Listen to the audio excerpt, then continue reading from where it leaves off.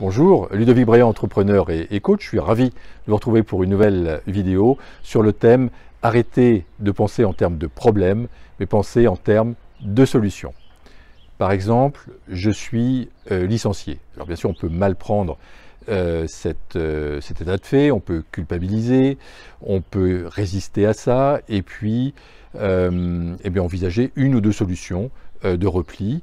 Donc, par exemple, je recherche des offres d'emploi qui correspondent à ma qualification. Je poste mon CV par exemple, sur LinkedIn. Mais il y a d'autres possibilités. On peut élargir en fait le champ des possibles et on peut considérer en fait ce licenciement comme une opportunité. Peut-être une opportunité de changer de région, une opportunité de créer son activité, de créer son entreprise, c'est une opportunité de partir faire le tour du monde en famille, avec son conjoint ou seul. On peut également envisager cela comme une opportunité pour se former à un nouvel emploi. Donc je vais vous livrer 3 étapes en fait pour penser davantage en termes de solutions qu'en termes de problèmes. La première étape, c'est de rechercher le maximum de solutions possibles.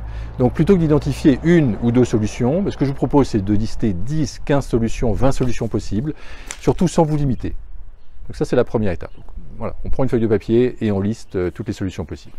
Deuxième étape, c'est arrêter de se lamenter et de raisonner en termes de problèmes.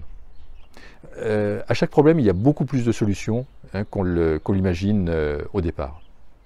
Et la troisième étape, une fois qu'on a listé toutes les solutions possibles, je vous propose d'éliminer les 2 ou 3 premières solutions écrites sur votre liste.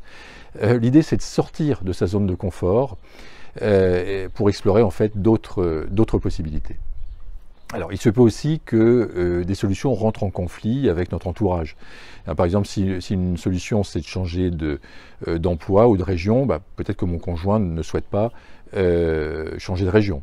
Ou de la même manière, alors si c'est le cas, on va prendre cet exemple, de la même manière on peut refaire l'exercice, on cherche un maximum de solutions possibles avec son conjoint pour résoudre cette difficulté, et par exemple on peut réfléchir à la mutation de son conjoint, on peut se dire aussi si c'est un problème financier que craint notre conjoint parce que on va changer d'activité ou on va créer son activité ou son entreprise, mais on peut réfléchir également en termes de solutions.